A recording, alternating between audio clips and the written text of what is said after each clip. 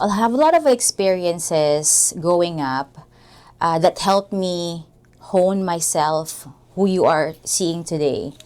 It started obviously in Manila. I grew up in a very poor area in Pandacan, and my parents are school teachers. My mom being a math teacher, and my dad is a chemistry teacher. So we are very, not really doing well in life economically. Pwede ba ako magtagalog? Yes. So yun, mahirap na mahirap lang kami. And you know what, growing up, I never really complained about it because I never really knew anything different. That is my daily thing, and we're happy. My cousins and my brothers, we study very hard and we play very well, and we're happy people despite the fact that we are in a very impoverished area. And like I said, I never really understood how poverty is until I moved here, and I've compared the different situations. Pero growing up, mahirap lang. So lumaki ako, nagpunta ako sa I studied in mababang paaralan ng Jacinto Zamora, wherein I was a salutatorian there. And my parents being teachers, they've instilled in us, in me and my brothers, how important education is. And so we strive really hard, we studied really well. And in high school, I was able to get in Manila Science High School. And in Manila Science High School, I flourished and I studied well again. I even got into the chess varsity, wherein I played all over Manila, and always competing in math competitions and even singing competitions. So I love the fact that I am very involved in the academe, and at the same time very involved with the extracurricular activities. And then eventually, when I was going to university, I really wanted to be a lawyer. Because my dad, he's also a lawyer. Aside from him being a chemistry teacher, he became a lawyer eventually.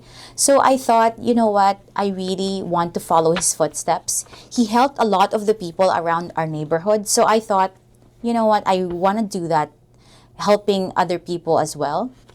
And I think that being a lawyer is a best platform for doing that, na pagtatanggol mo yung mga nakaliliit. So, I thought that going to Ateneo de Manila University is the best path. However, I found out that it is very, very expensive there in Ateneo. So, I found out that they have a scholarship program as well.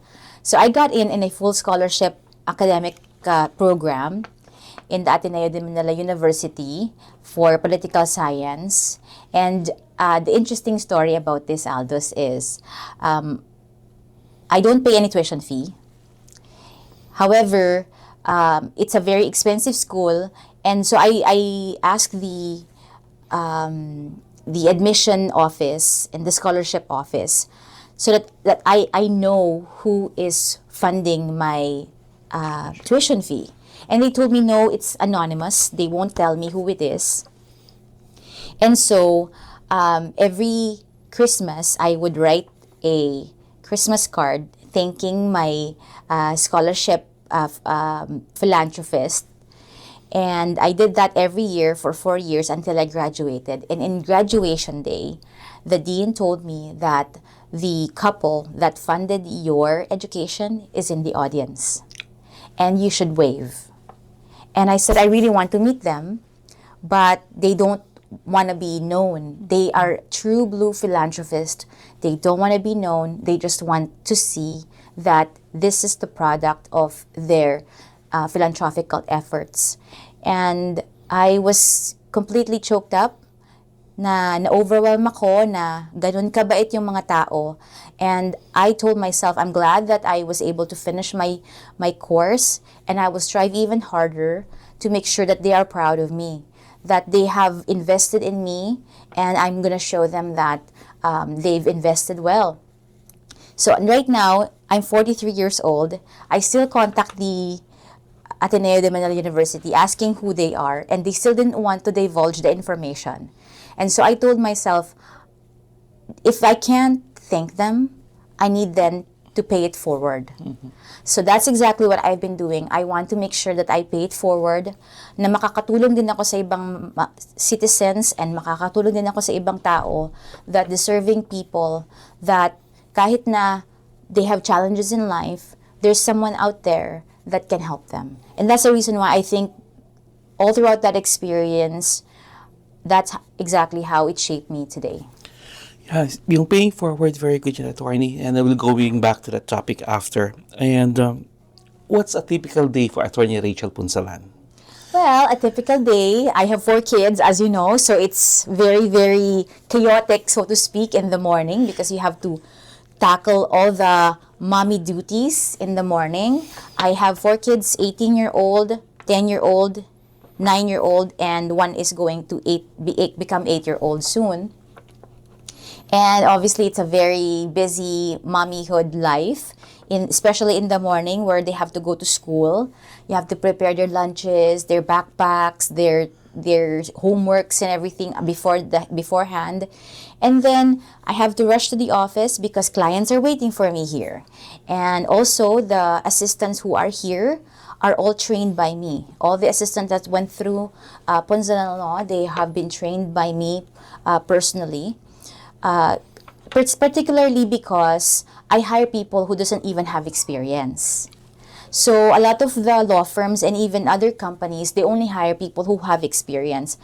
I don't mind if the person has no experience because I know that these are skills that they can be trained on and they can learn this. I am more invested on people's attitudes and intangibles because those ones I cannot teach. If you are kind, if you are empathetic, and if you are, have good work ethic, I can't really teach those. The skills I can teach. And so, therefore, you can see in my law firm, we have a really robust team of professional legal assistants and lawyers. And I can tell that, yeah, all of them, this is their first job in a law firm situation. So I'm proud to boast that they are loyal and at the same time very, very empathetic to our clients. So a normal day after 5 o'clock, then I will have to rush again to pick up the kids. They go to school up to 3:30 and then they have an after-school program. So I have to pick them up before 6 o'clock. So biyahe ako papunta ng school para pick upin sila bago mag-6. And then after that, then I have to cook. And, obviously I'm still a wife and clean the house and help my kids with their homework. And then at night, then I go back to my laptop and work again. Probably around until 1 o'clock in the morning, in time for me to settle down and sleep. And do it all over again the next day. Yes. So you said you got 4 kids, you got your staff, you train them well, and of course it requires leadership style. Exactly. Attorney Rachel, what's your leadership style? Well, it all, as you know, starts from the family. Everything starts from the family. So my husband leads, and so as I lead. So both of us in tandem in our household, we are a partnership, and we lead by example, and we lead through faith as well. So obviously, it's all for the glory of God, and it's enveloped. The faith is enveloping our family. So that's how I reflect my leadership in the office and even in my campaign team now that I'm running. I envelope that with faith as well, and at the same time, effectiveness. Because you have to, whenever you do, in my opinion, whenever you do something, you have to do it with utmost faith and at the same time, excellence. Because if you're doing it anyway, you have to do it really well the first time. So here in the firm as well, when I deal with clients, so I am their leader to make sure that I bring them from point A to point B, whatever issues they have. And same thing as my mentorship and my training to my legal staff, same thing. You know, you have to be very empathetic. You have to put yourself in their shoes. And same thing in my campaign team. We are all new in this political situation and political campaigning. Same thing, put everything in the center is God and surrounding it with excellence. I like the word excellence, attorney. And as a leader, what is the most rewarding part that you do, or most challenging part in your experience as leader? Very, very good question.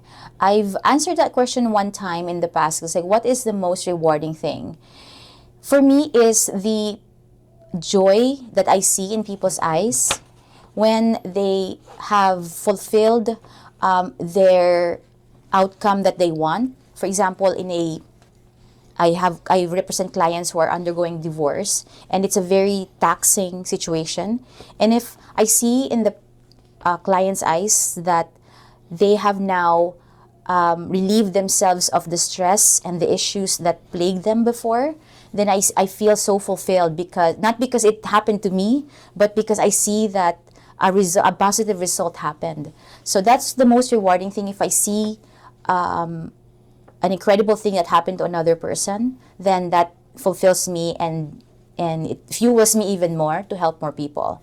And the challenging thing for me in daily life is obviously it's not any different than any other person's challenges.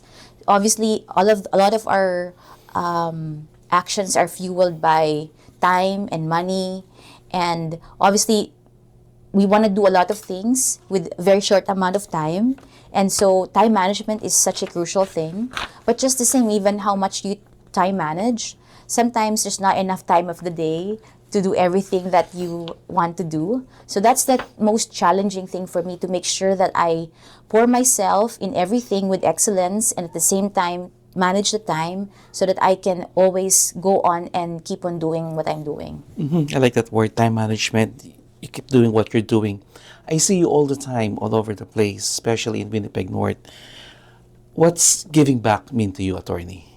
Well, giving back is really championing, aside from leadership, championing the voice for other people, and giving back in a way that if I show an exemplary attitude and engagement, then other people will follow through.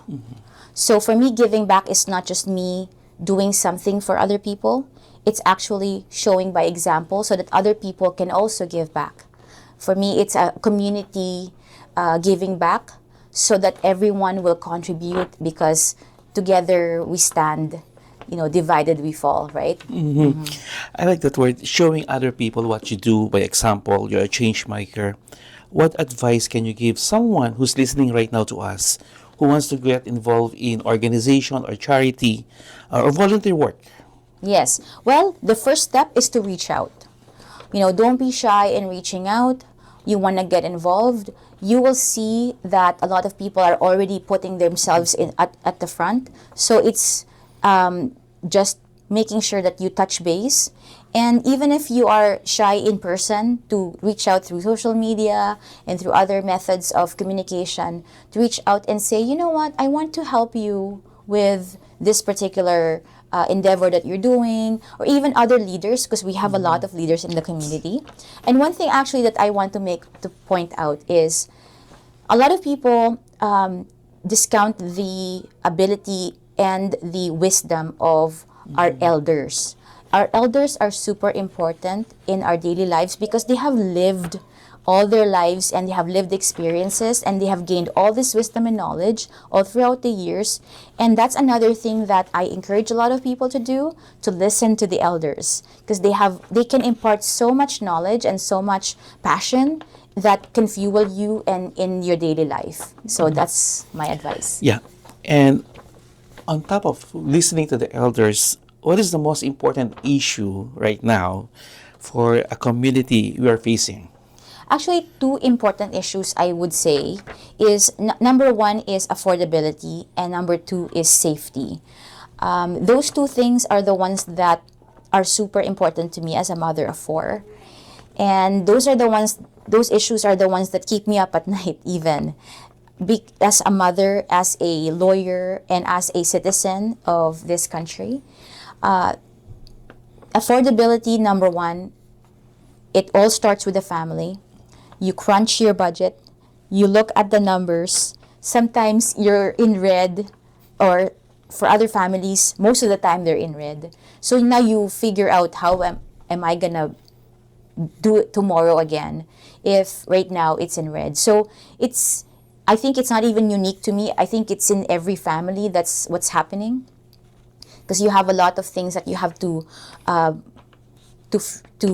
financially be obligated to pay, and then you don't have enough resources. Taxes are really high. Inflation is really plaguing the country, and that affordability is the one that I think is front and center of every business as well.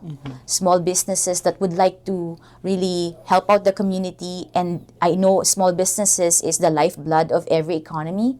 And if the small business entrepreneurs cannot expand their business, never mind maintain the business that they currently have, what's going to happen with the other families and groups, right?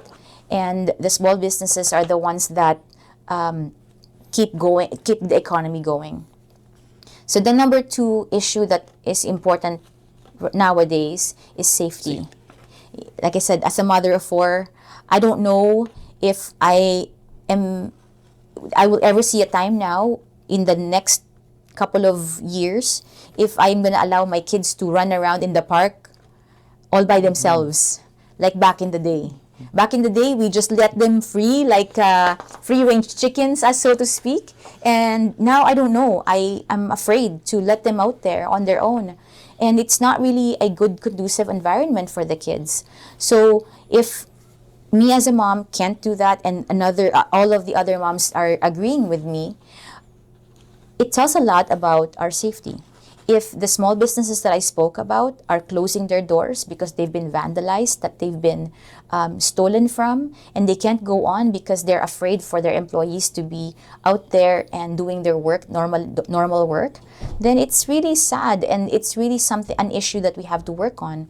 And we have to not just put a band-aid on these issues. We have to really analyze, and in a very efficient way, analyze what is going on and what can be done by the citizens and our government. I like that word, analyze, no, on both affordability and safety.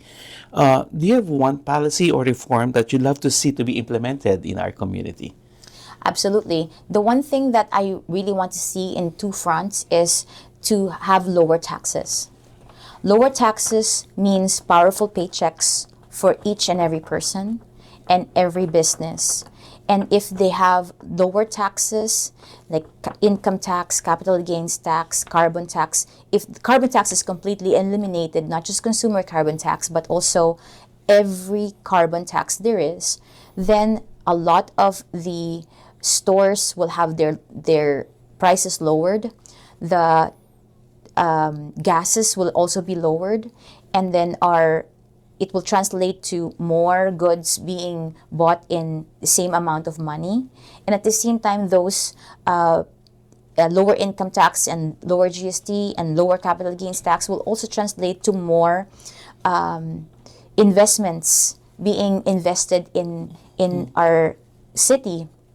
And they're like the opposite of what I just said. The businesses, if they are vandalized, if they have high taxes, they're gonna go to a different location wherein it's more conducive for business, safety-wise and taxes-wise. So we have to reverse that. We have to have lower taxes to encourage more investment, to encourage more capital, to encourage more production, and then also for families to have powerful paychecks so they can invest more in their family and to have a happier life and fulfilling life for them because they're rewarded for their work and they're not being punished for working more. And the number two front is safety on the streets. It's very, very commonsensical. It's very simple. You want to put the bad guys in jail. Period. You don't want them to coming out like, always being apprehended and then let out right away. It's just not commonsensical to do that because you know that is a menace to the society. Repeat offenders with a long rap sheet clearly are menaces to society. Why would they let them out? So they have to stay there, jail, not bail, and they have to face the consequences. Just like when we're growing up, if you do something bad, there's consequences for your actions. Hindi mo kukonsintihin yung mga gumagawa ng masama. Otherwise, uulit sila and they'll be more brazen. They'll be more confident that they can do more crimes and not just tiny crimes, bigger crimes. And it's literally in every hero movie that we see, like Batman and whatever, right? So, you'll see that kapag hindi mo ina-apprehend, hindi mo hinuhuli yung masasamang tao, yung maliliit na crime na ginagawa nila, palalakihin nila, hindi naman ako hinuhuli eh.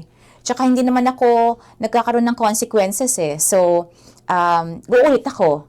Tapos, ang mangyayari sa mga kriminal, papasok sila sa jail, mag-check-in sila, kakain sila doon, they have a nice bed, and then, palalabasin na naman sila ulit, uulit na naman sila ulit. So, meanwhile, yung mga anak natin, nagtatago sa loob ng bahay, hindi makalaro, hindi tayo makauwi ng maayos na hindi nangangamba na left and right, meron bang bad guy na magpipinsala sa akin. So, it's just not right to have that experience if something can be done.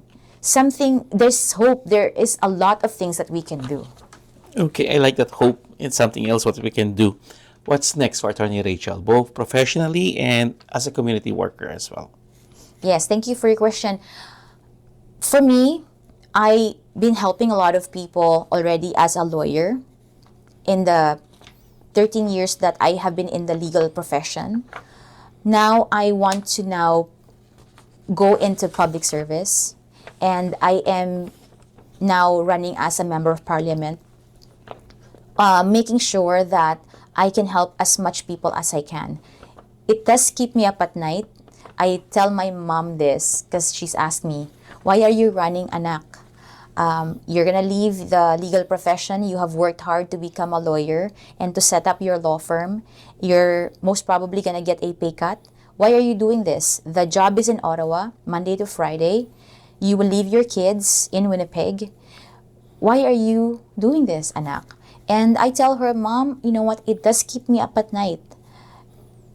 I ask myself, I think I have not helped enough. I think I have not helped enough people. And I really feel in my heart, in my gut, in my soul, that I can help more people by being a member of parliament. I can put a badge to showcase also in the Filipino community that we are leaders, not just followers. We don't have a lot of members of parliament who have already been a member of parliament who are of Filipino heritage. So far, we had two. Back in the 80s, Dr. Pagtacan, and now Richie Valdez currently.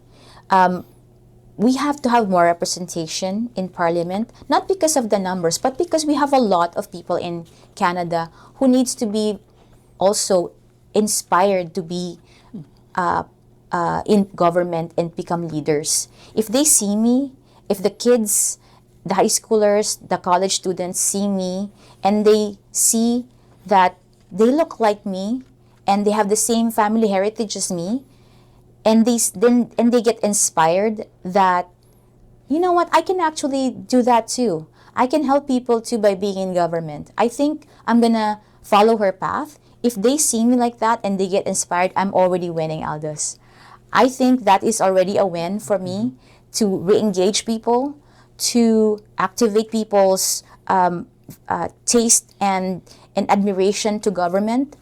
I feel that if I get that even in the onset, I'm already winning. And there's still more wins to come. Mm-hmm. Last two questions, Attorney. If you can leave one message to the people right now watching us, what would it be? My message to the people watching us is keep doing God's work. Help other people as much as you can, and also at the same time, do it with excellence. So, not just doing it because it's good for social media or lip service, even if no one is looking, even if you're not going to get any accolade, even if you're not going to get any awards, doing the good work, helping other people, it's okay. My husband always says, if everyone just does the good work and excellent work without worrying who's going to get the credit, we can have a better society. So my advice is to make sure that we always get engaged. What is plaguing our society right now is apathy. That attitude of not caring anymore. We need to get that back. We need to care, and we need to be aware of what's happening in our surroundings. We need to also care for our neighbors, for our community, and re-engage ourselves with the politics and the government, because every action in the government affects us all.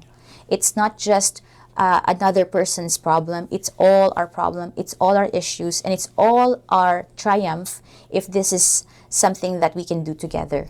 So that's my advice. Thank you, Attorney. In one sentence, Attorney, what's your purpose in life? In one sentence, what is my purpose in life? My purpose in life is to give back what has been given to me. Threefolds or tenfolds. Okay. Thank you so much, Attorney. It's Attorney Rachel. This is Aldous Guzman for 899 Action Center. Thank you. Bye-bye. Thank you, Aldous.